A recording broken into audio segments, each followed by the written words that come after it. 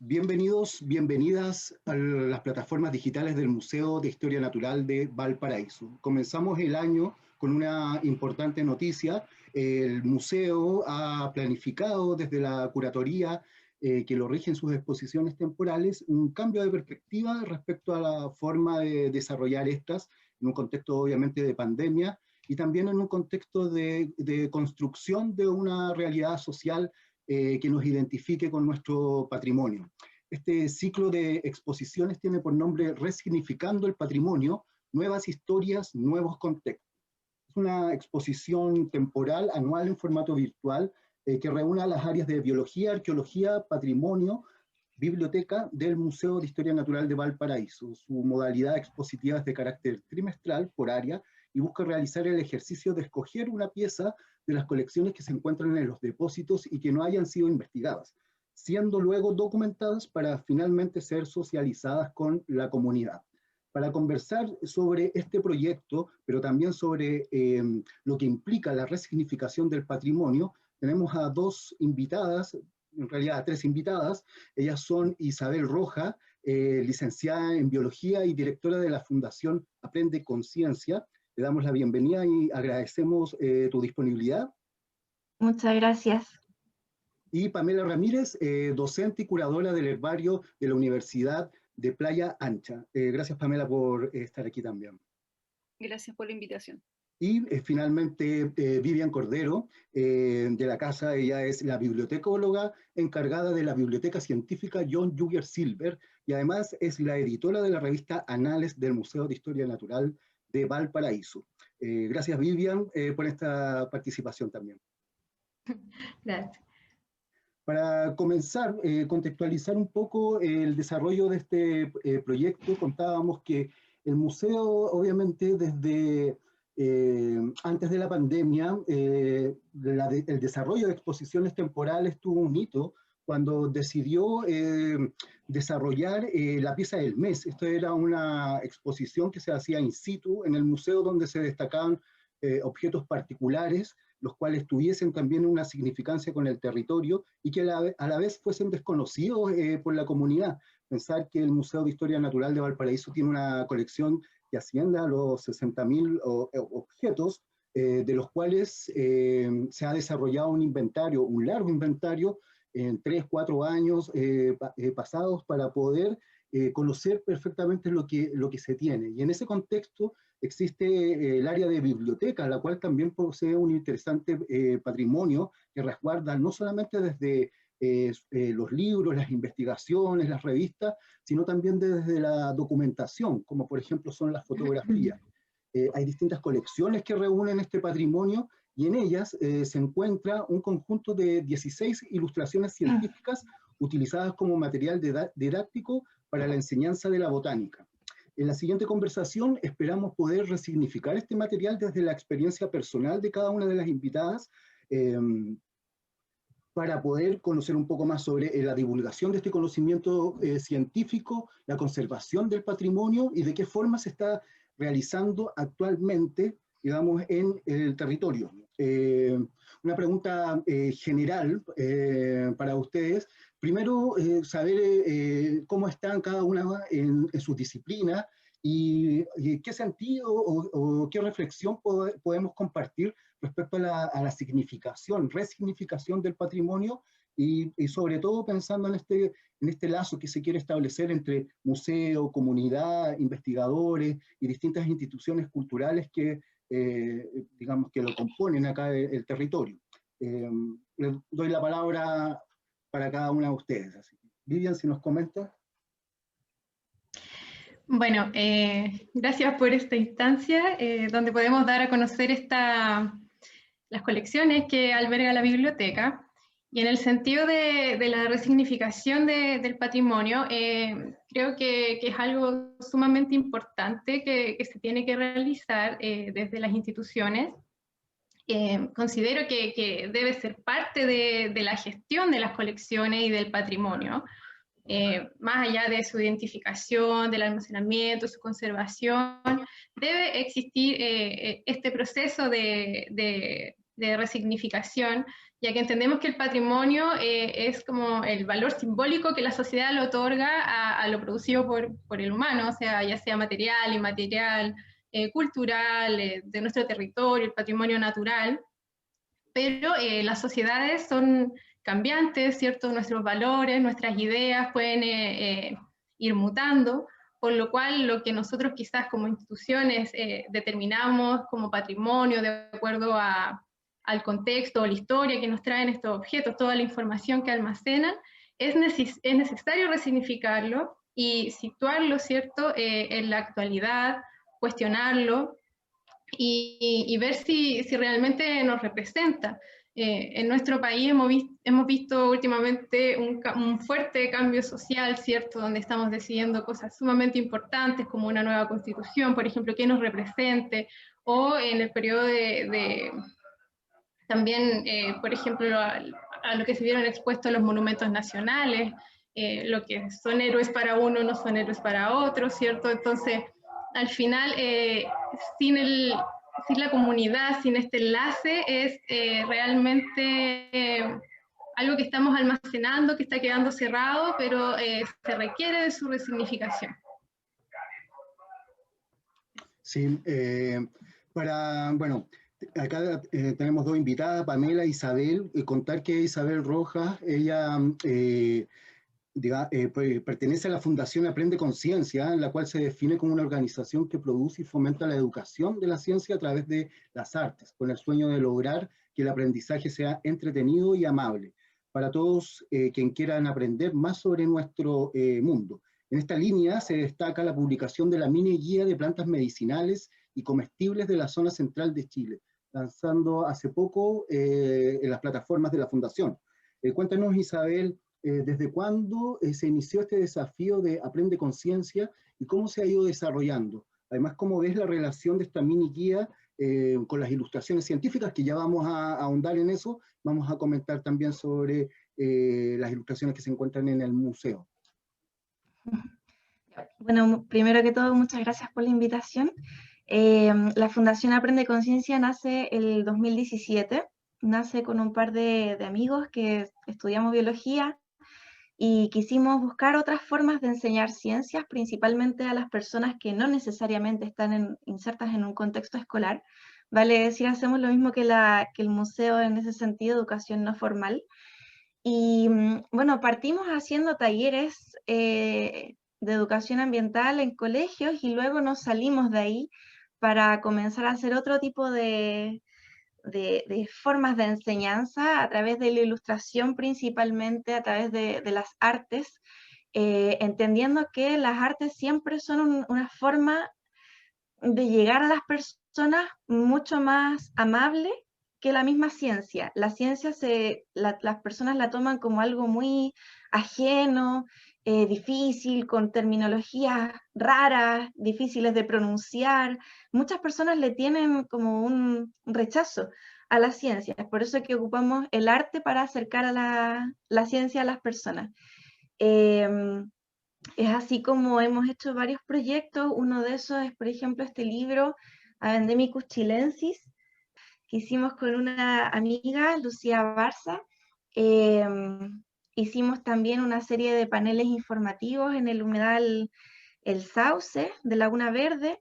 Hemos hecho una serie de productos, juegos de mesa, una obra de teatro. Hemos hecho varias cositas a lo largo de estos años, con los cuales estamos acercando poquito a poco a las personas temáticas como la biodiversidad o procesos ecológicos, que muchas veces las personas saben, por ejemplo, sobre las plantas y animales que hay en un ecosistema, pero no saben ni siquiera cuál es el concepto de ecosistema o cómo se relacionan esta biodiversidad. Entonces, todos esos conceptos se los vamos enseñando muy de a poco y de forma lo más sutil posible para que puedan ir aprendiendo de forma paulatina y de forma pasiva, sin meterle información a la gente, sino que ellas puedan ir aprendiendo de a poquito. En ese mismo contexto hicimos esta mini guía, lo hicimos con una amiga que se llama Victoria Cataldo Kunich. y esta mini guía surge como iniciativa del programa Saberes Comunes, del programa del Departamento de Cultura de la Municipalidad de Valparaíso. Y bueno, ellos nos incentivaron a hacer esta mini guía. Contiene 10 plantas que uno puede encontrar en la calle, en las laderas, en los cerros, en cualquier parte de Valparaíso y la zona central de Chile, y muchas personas las consideran como malezas. Desde el diente de león hasta el cuye, por ejemplo, las personas muchas veces no saben lo que son, las sacan de la calle, no le toman un aprecio, siendo que son regalitos de la naturaleza y que son especies comestibles y o medicinales, y que podemos utilizar súper normal, tal como uno compra una papa en el supermercado, uno también puede sacar una hierbita del cerro para poder hacerse una ensalada, por ejemplo, y reemplazar una lechuga, o sacar la raíz de alguna plantita para reemplazar el café. Son cosas que muchas veces las personas no saben. Bueno, yo también, no es que lo sepa todo, sino que también fui aprendiendo haciendo este proyecto, y, y claro, lo encuentro una forma súper valiosa de enseñar la ilustración, tal como se representan estas piezas que están presentando ahora en el museo. Sí, quería destacar un poco el tema bueno, del trabajo que realizan en particular, porque si bien en el contexto de pandemia se ha marcado por esta instancia digital, y que tiene una diferencia tremenda y que tiene que ver también con la experimentación en el territorio, desde el conocimiento, la observación, a poder realizar este ejercicio mirándolo directamente, que dista mucho de lo que uno puede hacer, por ejemplo, mirando una lámina, un libro o una imagen en el computador. Pero Claro. también ahí hay un ejercicio, digamos, de poder acercarse hacia una realidad, un ejercicio también de paciencia, un ejercicio de relación. Ya quiero ahondar un poco en los aspectos educativos que tú, cómo los están trabajando actualmente y qué proyecciones tienen. Pero también quería hacer referencia al tema de los herbarios, a propósito digamos, del trabajo comunitario y lo que Pamela Ramírez nos puede contar.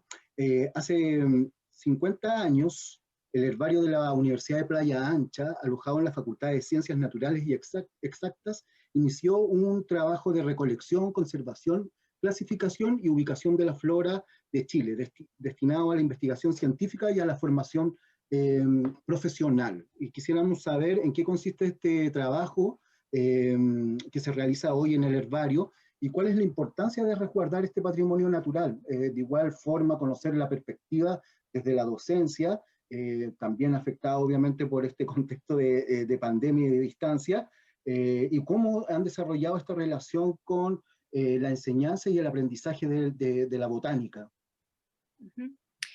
Bueno, los herbarios en general, para quien no lo sepa, es una colección de plantas secas, ¿ya? De plantas herborizadas. No tengo en este momento una carpeta, pero es una carpeta con una planta prensada, así como cuando uno guarda una plantita en un libro, ¿cierto? De la seca. Luego esta se monta y se identifica correctamente. Entonces, los herbarios en el fondo cumplen la función de presentar a quien quiera, ¿cierto?, a la comunidad, información correcta y verificada sobre las especies de un lugar. Ya en este caso de flora, en nuestro herbario principalmente de flora terrestre. También tenemos una colección pequeña de algas, una colección de polen, y por ahí también hay una colección bastante amplia de líquenes, pero principalmente de plantas vasculares, de plantas terrestres. Desde mi punto de vista, creo que los herbarios cumplen no solo la función de estar resguardando información así como las plantas guardadas, ¿cierto?, en la carpeta, sino que también cumple la función de entregar un conocimiento adecuado a las personas, ya que, por ejemplo, no es, o más bien es súper fácil confundirse en el reconocimiento de la especie, y eso puede llevar a errores muy, muy graves. En el fondo, una persona se puede enfermar si consume una planta incorrecta, por ejemplo. Pero bueno, eso como de manera global, ¿cierto? Es lo que hace el herbario, pero el herbario también cumple la función de poder entregar información para investigaciones, de entregar información para poder restaurar un lugar, por ejemplo, en nuestra ciudad que hay tantos incendios. La información de la flora de un lugar en particular es súper importante para poder restaurar adecuadamente esa zona, ¿ya? ¿Y por qué es tan importante? Porque en el fondo las especies, como son seres vivos, así como nosotros, necesitan ciertas condiciones particulares para poder vivir en un lugar. Entonces no podemos ir a restaurar una zona con cualquier planta, ¿ya? Porque las plantas necesitan o más sombra, o más sol, o más humedad, o menos humedad. Entonces, esa información es súper necesaria. Ahora, en tiempos de pandemia, por supuesto que no ha sido fácil trabajar con el herbario. Por ejemplo, yo no he podido sacar las plantas de allá, las carpetas, porque estas igual necesitan un cuidado especial, así como todas las colecciones de museos, ¿cierto? Como son plantas secas, los insectos se las pueden comer, pueden ser, bueno, las puedo estropear, no tienen la humedad necesaria, ni la temperatura necesaria, entonces no ha sido tan fácil. Pero con la información que tenemos ahí, hemos publicado algunas cosas, así también como Isabel, y también con esa información hemos fotografiado varias plantas, también salimos bastante a terreno, y desde ahí parte un poquito la educación que podemos realizar a partir de la información que nosotros tenemos almacenada ahí. Bueno, yo pienso que en el fondo el patrimonio del herbario es necesario para que la comunidad en general sepa qué es lo que tiene en el lugar donde vive, para que se identifique con esta flora, ¿cierto? No solo con la flora nativa o con la endémica, sino que también con la flora, como decía Isabel, con la que a lo mejor está ahí en la orilla de la calle, que es una planta que podríamos consumir, que podríamos cultivar. Es súper importante como que nos relacionemos y entendamos que no solo los seres humanos estamos aquí como seres vivos, sino que estamos conviviendo con otros seres más y que además nos pueden aportar con un montón de información, de nutrientes, de materiales para poder fabricarnos cosas. Entonces por ahí creo que es súper importante también esta información. En tiempos de pandemia, como también soy profe, y como no hemos podido acceder al herbario con los estudiantes, lo que hicimos fue reconocer las especies precisamente que los chiquillos tenían a mano, ¿ya? Entonces, estas especies que salen en el patio, los que salen a las orillas de las veredas, fueron las que identificaron. También plantaron una semillita, aunque yo le hago clase a alumnos grandes, a alumnos de la universidad, les hice que hicieran este ejercicio de plantar una semilla, la del poroto, la lenteja, y para los chiquillos igual fue súper interesante, porque no es lo mismo cuando uno lo hace como niño a cuando uno lo hace cuando es grande, ¿ya? Porque la observación cambia, los asombros también cambian, ¿ya? Yo creo que los niños se asombran más con cosas quizás menos importantes desde el punto de vista técnico, ¿cierto? Y los más grandes se asombran ahora de entender las cosas que quizás hicieron cuando niños. Entonces ahora, por ejemplo, podían ver, no sé, pues que tenían una planta y que le aparecían unos pelitos. Y, ay, ¿qué es eso? Me decían, pero ¿por qué le aparecen estos pelitos? ¿Qué es lo que tienen? Entonces, a partir de esa observación, es que los chiquillos ahora, cada vez que ven una planta, se asombran y dicen, ah, pero mira, ese pelito puede significar que esta sea esta planta y no esta otra, ¿ya? Y ese mismo tipo de ejercicios son los que realizamos con las plantas del herbario. En el fondo esa observación con la lupa, ya más, con muchos más instrumentos, pero no importa, igual a simple vista lo logran identificar y con ello reconocer las especies. Sí, mira, es interesante el tema del asombro, digamos, la capacidad de asombro, de observación. Y en la práctica educativa, como vemos en ambos casos, de ustedes que apuntan por una parte a jóvenes en un contexto universitario, pero también dentro de lo que pueda acontecer, por ejemplo, en talleres o en trabajo directamente con comunidades, con un público muy diverso. Este tipo de instancias de observación, de reconocer o de conocer lo que efectivamente nos rodea, lleva a una práctica que evoca mucho lo que aconteció, por ejemplo, a finales del siglo XIX con las prácticas naturalistas, en el contexto del Museo de Historia Natural de Valparaíso.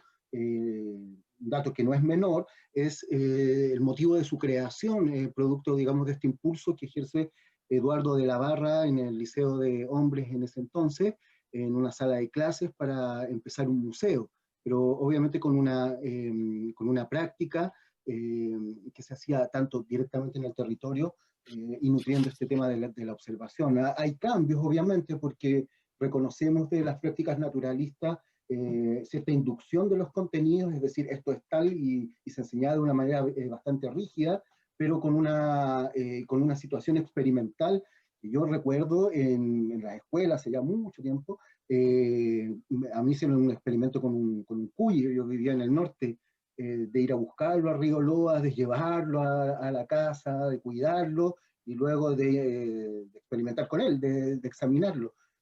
O fetos presentes en los laboratorios. Entonces uno se asombraba. A mí me provocó un trauma que después no entraba a los museos de historias naturales. Entonces es una historia que pasa y de la cual uno se hace cargo en la actualidad y conoce, entiende y puede saber a qué apuntan ese tipo de cosas. Escuchar, por ejemplo, en las prácticas, en las charlas que tenemos actualmente de neurobiología o de neurociencia, muchas son en base a experimentación con animales, con las ratas, así de hecho, las mismas vacunas. Entonces hay un tema ahí también que uno lo puede cuestionar o no, pero tiene contextos, tiene datos, información, y que van dando finalmente un panorama bien potente a lo que acontece ahora. Cómo desde las propias comunidades, cómo desde las iniciativas de las personas se ha refortalecido este vínculo con el territorio, y que esa vieja enseñanza, que podemos cuestionar o no, o reivindicar o no, pero que esa vieja enseñanza sí tenía una esencia. Y esa esencia, por ejemplo, la logramos ver en algunos casos en las ilustraciones sobre botánica. En el museo, como les comentaba, una gran variedad de objetos, y uno de estos que Vivian nos va a contar a continuación, se trata de la exposición, de la primera exposición del año de este ciclo, Resignificando el Patrimonio. Vivian, son 16 ilustraciones. ¿Tú qué antecedentes tienes? Cuéntanos de qué tratan. Nosotros las vamos a ir viendo a medida que tú nos cuentes en las imágenes que vamos a incorporar para que sean conocidas. También van a estar disponibles en el museo. ¿De qué trata este trabajo? Cuéntanos un poco, por favor. Bueno, la selección realizada por Biblioteca corresponde a un conjunto de 16 ilustraciones científicas creadas en Alemania a finales del siglo XIX para ser utilizadas en la enseñanza de la botánica dentro del aula. El conjunto trata sobre plantas cultivadas en el extranjero, en donde se exhibe a través de la ilustración la estructura de estas plantas, sus frutos, disecciones y toda la información orientada a su reconocimiento e identificación. Se encuentran traducidas al español y su tamaño, bueno, son bien grandes porque eran pensadas para que todos los estudiantes pudieran verlas, son de 71 por 51 centímetros. También fueron realizadas con la técnica de la litografía. Y bueno, esta primera selección, como se hablaba en un comienzo, resignificando el patrimonio, la idea es sacar estas colecciones de los depósitos, y a mí me llamó la atención estudiarla porque no teníamos mayores antecedentes de la pieza, y porque también se entrecruza, ¿cierto?, la ciencia, el arte y la educación. Y dentro de este trabajo de investigación he podido hacer un recorrido documental en donde fue sumamente interesante, ya que me pude adentrar a distintos temas. Por ejemplo, esta pieza tiene con su información y sus inscripciones, sus marcas, todo, me llevó, por ejemplo, a Europa, ¿cierto?, que es donde viene su procedencia, al siglo XVIII, XIX, donde está pasando todo el pensamiento de la ilustración, ¿cierto? Luego la pieza en sí me hizo llegar a comprender la educación en Chile, cómo se hacía esta enseñanza de las ciencias, que como tú decías era más bien constructivista, no había esta como interpretación de lo que se estaba viendo, sino que era más como estos contenidos de memoria. Bueno, estas son plantas cultivadas en el extranjero, a mí me llamaba mucho la atención, ¿por qué del extranjero? Pero pude ver que estaba incluido en el currículum educacional en Chile en el periodo de 1890, en la parte de botánica, estaba incluido el estudio de las plantas extranjeras. Y luego la pieza en sí me llevó, perdón, a un contexto local, porque su procedencia responde a una donación efectuada por Sergio Quiroz, el director del museo, en un descarte que se produjo en el Liceo Eduardo de la Barra. Entonces, este material correspondía a un material didáctico utilizado en el aula. Nosotros también tenemos una relación con Eduardo de la Barra, que fue el fundador del museo, entonces todo está como en el mismo periodo naturalista. Y bueno, las obras son bellas, son muy bonitas, estéticamente son muy lindas, pero nos permiten, o nosotros como museo, como biblioteca, lo considero como patrimonio o una colección a conservarse en un museo, porque todo este ejercicio te permite activar la memoria, ¿cierto? Revisar el presente, y es un testimonio de lo que fue la enseñanza de las ciencias naturales en nuestro país. Sí, no, disculpa, que estaba pensando un poco que desde esa perspectiva de la enseñanza, tú comentabas, son imágenes de especies, bueno, extranjeras. También eso conlleva obviamente de que, claro, nosotros copiamos mucho y también miramos mucho los modelos de afuera. Pero luego cuando lo llevamos al otro contexto que tú decías, la forma de enseñar, que había una clave como que estructura esta idea de acercamiento a la naturaleza. Vemos por contraparte el estudio propio, digamos, local, de las especies que están in situ. Entonces ahí creo que hay un cruce interesante respecto al hallazgo de estas ilustraciones. Sobre eso, ¿estas ilustraciones son solamente especies extranjeras o también podemos ver algo, por ejemplo, de especies introducidas? Porque escuchaba la otra vez, por ejemplo, de que, claro, el territorio, el ecosistema lo constituye, obviamente uno piensa siempre en la fauna local, en lo silvestre, pero ya lo introducido está introducido, por lo tanto también forma parte de esta realidad, afectando o no, digamos, los ecosistemas. Cuéntanos un poco de eso, de lo que nosotros podemos encontrar en estas ilustraciones. Bueno, podemos encontrar, no sé, por ejemplo, la almendra, la pimienta negra, cosas que nosotros utilizamos comúnmente ya en nuestro país y claro, podrían estar introducidas y representan a distintos lugares del mundo, ¿cierto? De Europa, de Asia, entonces tienen un importante valor. Y eso, me puse nerviosa. Sí, en ese sentido, Isabel, en ese sentido, ya que pensando, por ejemplo, en la guía que ustedes construyeron, que tiene también una referencia, porque si uno lo remite al tema técnico, por ejemplo, en este caso, de creación, de dibujo, de estructuras, a lo que nos lleva, ¿de qué forma tú tomas o has conocido, por ejemplo, alguna de las ilustraciones que hay en el museo? ¿Hay algún cambio desde la perspectiva netamente de la ilustración, por ejemplo, científica? ¿Cuál es el contexto actual en que se mueve este tipo de enseñanza? Lo que pasa es que, bueno, la ilustración existe desde hace mucho tiempo, desde el siglo XVIII, la ilustración científica para la enseñanza de la biodiversidad.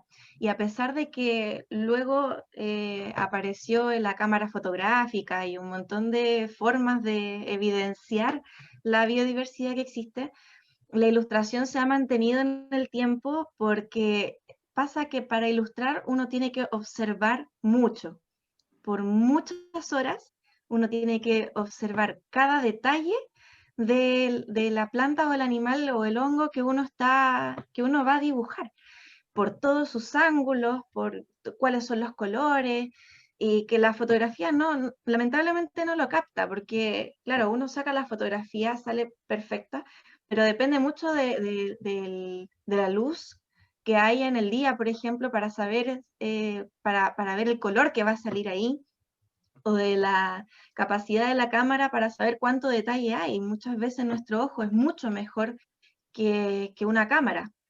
Bueno, depende de la cámara también, hay cámaras que son espectaculares, pero no todo el mundo tiene acceso a ellas. Entonces, para eso es mucho mejor confiarse del ojo de uno y aprovechar la observación, como decía Pamela, para conocer súper bien cómo son las especies en todas sus partes. Muchas veces pasa que los biólogos, por ejemplo, pueden encontrar alguna especie nueva, qué sé yo, la están describiendo y algún ilustrador le dice, oye, pero mira, encontré este detallito. Y ahí el biólogo dice, ay, no me había fijado, y ahí lo pueden publicar mejor, qué sé yo. Se ha registrado casos así. Entonces, la ilustración, como en estas piezas y como se dio también en esta mini guía, sigue siendo una herramienta súper utilizada y válida en el día de hoy. Cada vez aparecen más técnicas artísticas, digamos, más herramientas para poder dibujarlas mejor y poder plasmar mejor lo que uno está viendo con los ojos, porque mal que mal es eso, uno observa, esto pasa por los ojos, por el cerebro, después por las manos, hasta el papel, o sea, es todo un proceso que pasa por uno hasta que uno presenta la ilustración a otra persona para que otra persona venga y lo vea y lo entienda.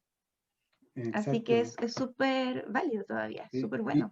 y Pamela, en el sentido de la práctica, digamos, de la didáctica, quizás de la educación misma o la mediación que se puede establecer con esto, ¿qué diferencias ves tú que puedan existir o qué referencias se toman dentro de este proceso de aprendizaje que se realiza con las personas? Mira, yo, bueno, ahí tomando en cuenta lo que decís Isabel y Vivian, y mirando las ilustraciones, las tengo aquí a mi lado, porque Vivian me las mandó. Bueno, mira, el dibujo en general es súper importante, siempre es importante. Porque así como decía Isabel, la fotografía nos da la posibilidad de tener un vistazo general de lo que estamos observando, ¿cierto? Pero nuestro cerebro no procesa de la misma manera que cuando estamos observando los detalles. Y eso es lo que tienen las ilustraciones, porque la ilustración no es como el dibujo general nomás, sino que empieza como a desmembrar la especie, ¿cierto? Y empieza a mostrar detalles uno a uno.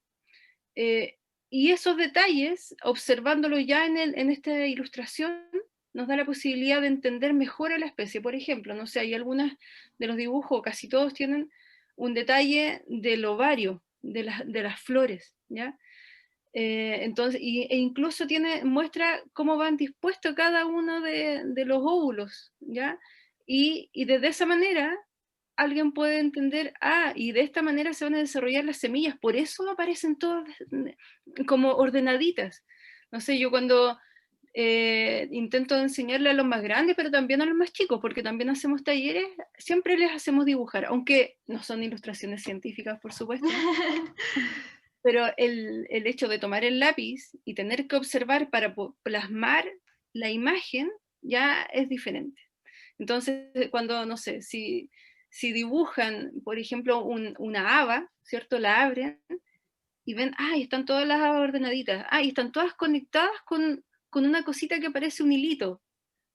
¿Y qué será eso? Entonces, ahí uno puede empezar a enseñar o uno puede empezar a entender que desde ahí estaba conectado el óvulo al ovario, por ahí ocurrió la fecundación, y empieza a imaginarse todo un proceso y una historia súper interesante. Entonces la imagen es necesaria, y el dibujo es necesario, por eso nunca va a desaparecer, aunque la fotografía, por más que lo intente y aparezcan las mejores cámaras, nunca va a desaparecer porque es necesario.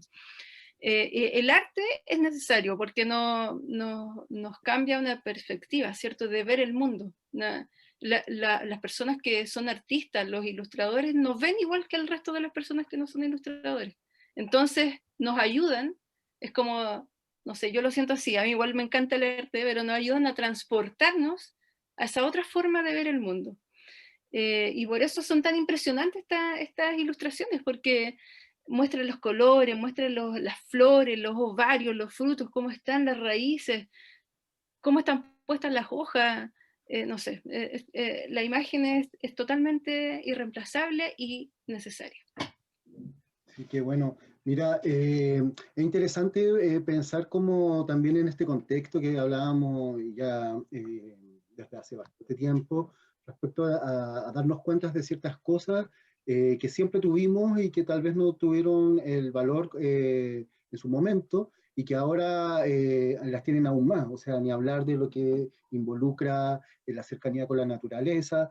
Ahí hay un cambio de paradigma en nuestra relación, tanto comunitaria como social, con nuestros entornos, incluyendo estos derechos, digamos, humanos, ambientales, que se van a promover. Y así estamos en este proceso de una nueva constitución, lo cual no es menor.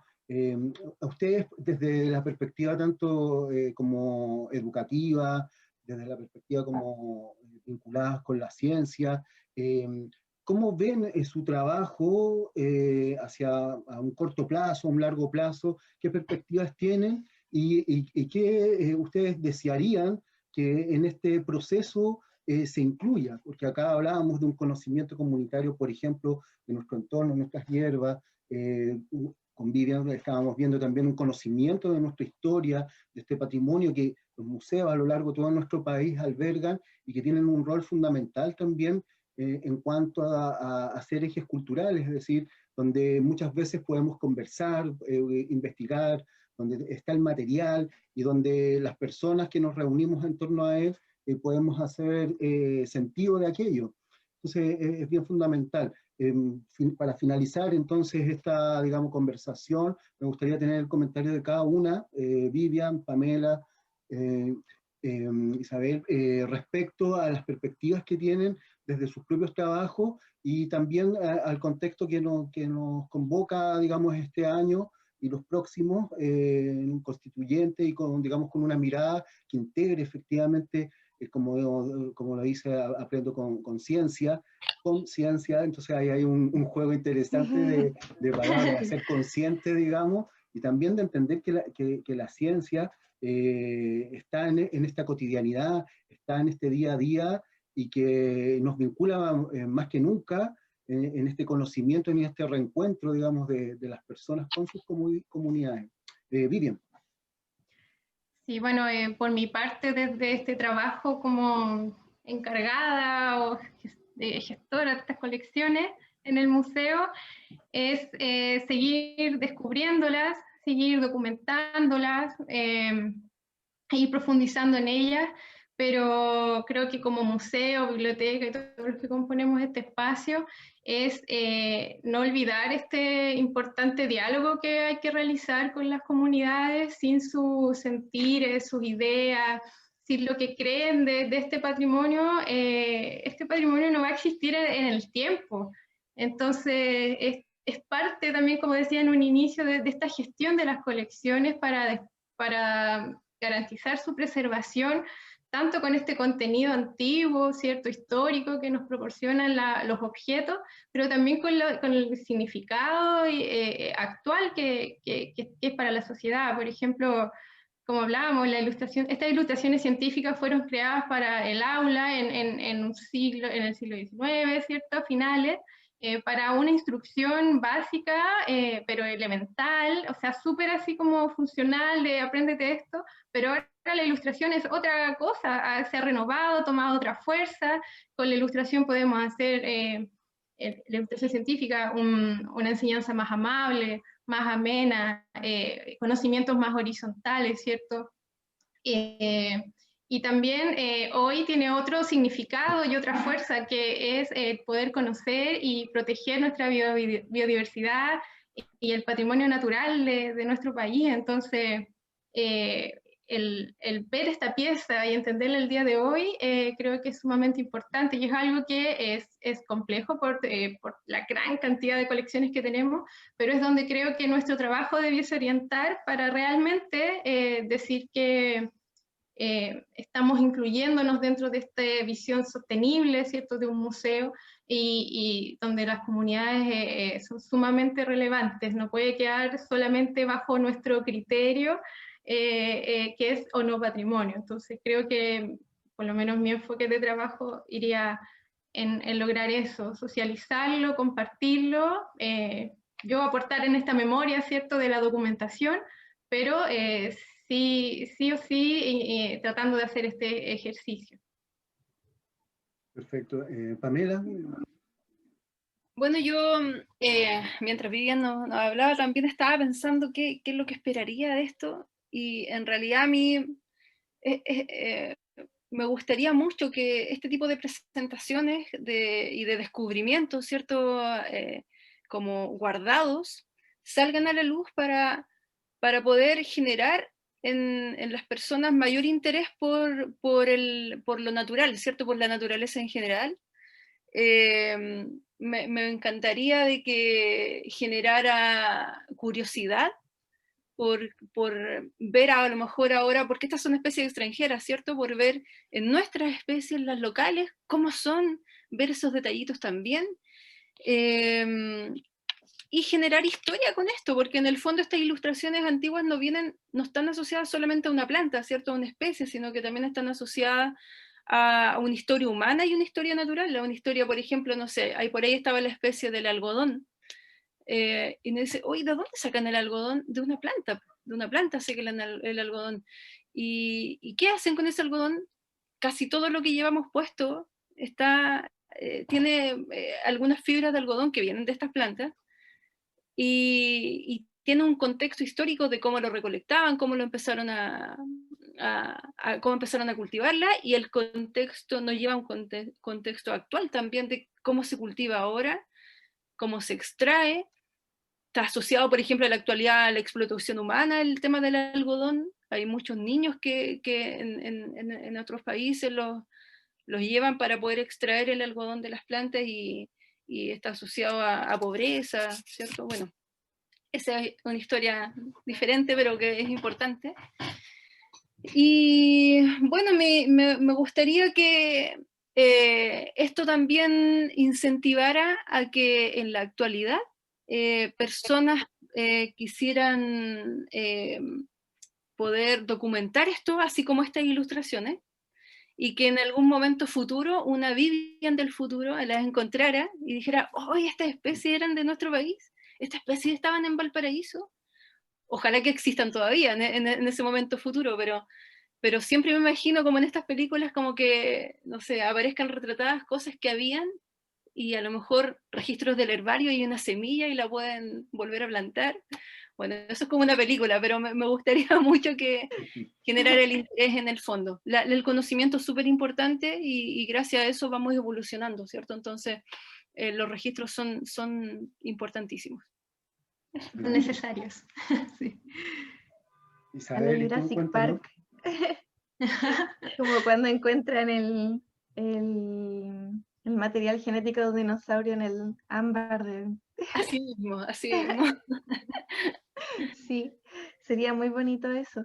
Bueno, en mi visión, por lo menos en la fundación de hecho lleva el nombre Aprende Conciencia, tal como lo decían, porque busca generar conciencia sobre la biodiversidad que existe. Y la conciencia en realidad se logra primero conociendo lo que hay. Si yo no conozco lo que hay, no le voy a tomar importancia a lo que observo.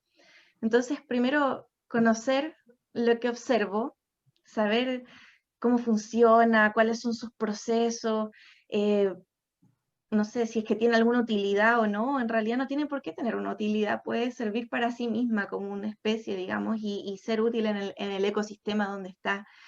Y una vez que yo conozco todo eso, cuál es la importancia ecosistémica que tiene ahí, el rol ecosistémico, yo puedo empezar a valorarlo y empezar a decir, ah, es importante, tiene una función, no sé, tal planta es comida por el bichito y el bichito se lo comió una abecita y así todo es muy armónico. Entonces, claro, cuando yo valoro todo eso, puedo decir, es importante entonces que esto exista y que siga persistiendo en el tiempo y que las próximas generaciones también lo puedan ver. Y entonces empiezo a protegerlo. El lema de la fundación entonces es conoce, valora, protege.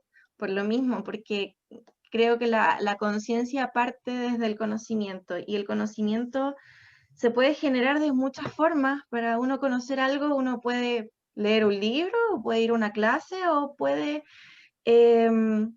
incursionar en muchas otras formas en el sistema de enseñanza-aprendizaje, formas entretenidas que son las que buscamos, para que eso sea amable, el aprendizaje sea amable y que cada persona pueda buscar ese aprendizaje. Como decían las chicas, la curiosidad y el asombro por un ser vivo es algo que, claro, uno lo tiene de niña, muy intrínseco, pero después de a poquito uno se va insertando en el mundo humano y que te van metiendo muchas cosas en la cabeza en el mundo humano y se te va perdiendo ese asombro. Entonces, si uno pudiera, no sé, por lo menos lo que yo quiero es poder lograr que las personas sigan teniendo ese asombro, que sigan viendo un animal o una planta, un hongo y digan, oh, ¡qué bonito! Oh, no sabía que hacía eso, oh, y esos colores y esas funciones, ¡qué bonito! Qué importante, qué necesario. ¿Para qué? Para que puedan después tener esa conciencia de que son especies súper necesarias para el ecosistema. Y si están aquí es por algo. Ojalá que no sean introducidas, pero bueno, si fueron introducidas, ya está. Y habrá que conocerlas en el contexto en el que están ahora, en el presente. Y no sé, valorarlas así como están y poder crecer con eso. Pero la conciencia debería ser algo que no se pierda, que el asombro siempre esté ahí. Eso. Perfecto. Muchas gracias por vuestras palabras, por compartir en este espacio digital del Museo de Historia Natural de Valparaíso. Si quisieran alguna promocionar, quizás, tal vez las personas se interesen por ahí, alguna clase o alguna actividad que nos quisieran convocar o invitar, está abierto, digamos, el micrófono para compartirlo. No sé si tienen algo así. Bueno, yo aprovecho de decirles que el herbario que está en la Universidad de Playa Ancha es un lugar de uso técnico, científico, pero también es un lugar abierto a la comunidad, ¿ya? Así como el museo, también es un lugar abierto, solamente deben comunicarse con nosotros. Por ahí espero que les voy a dejar mi correo para que quien quiera lo pueda hacer. Y nada, pues incentivarse por aprender, por conocer, y por también incentivarse por entender que, como decía Isabel, todo tiene una razón de ser, de estar. Hay un equilibrio necesario en el planeta, en los ecosistemas, y ese equilibrio es necesario para nuestra existencia. Entonces, también lo necesitamos, aunque esas especies que pensamos que no sirven para nada, sí sirven, porque gracias a esas vivimos. Así que dejar solo ese mensajito por ahora. Gracias por la invitación también. Yo quería dejar abierta la invitación también a que vean las redes sociales de la Fundación Aprende Conciencia, Instagram y Facebook. Ahí tengo, bueno, estuve todo el año pasado publicando diariamente todos los días acerca de alguna especie, ya sea flora, fauna o fungi. Entonces, no sé si alguien se quiere acercar a esas redes sociales, pueden conocer un poquito más, o bien conocer un poco de lo que hacemos con la Fundación, que no solamente dar a conocer, sino que también hacemos talleres de ilustración científica, por si alguien quiere aprender a dibujar. Yo por lo menos yo me especializo en lápices de colores. Últimamente he estado incursionando en el tema de la témpera, pero también hay personas que trabajan en la fundación y que se especializan en otras técnicas como la acuarela, que también pueden enseñar. Y la ilustración es un arte súper bonito, es precioso. Así que cualquier cosa también están bienvenidas a incursionar y ser parte de esto. Muchas gracias, Isabel. Por mi parte, quisiera agradecer a todas las personas que han colaborado para dar inicio a esta exposición de Resignificando el Patrimonio, bueno, a las chiquillas que fueron parte de esta entrevista, al equipo del museo, pero también a la Biblioteca y Archivo Histórico de la Armada, quienes nos ayudaron a poder digitalizar las 16 láminas para que todos y todas la puedan conocer en la página web, junto a un texto asociado que nos pone más en contexto de lo que estamos conversando en esta entrevista, y invitarles a seguir las redes del museo, y al menos esta pieza en particular se va a desarrollar de enero a marzo, y vamos a seguir desarrollando información que nos permita, como proponemos, resignificarla y llevarla a contextos más actuales. Perfecto. Agradecemos entonces en nombre del Museo de Historia Natural de Valparaíso a Pamela, Isabel, a Vivian, de ser partícipes de esta instancia, e invitamos también a conocer más sobre este ciclo de exposiciones en la página del museo www.mhnb.gov.cl. Asimismo, las redes sociales del museo, y extendemos esta invitación, obviamente, a conocer y a sumarse tanto a las iniciativas desarrolladas por el herbario como Aprendo con Ciencia. Así que muchas gracias y será hasta una próxima oportunidad. Muchas gracias a ustedes. Gracias.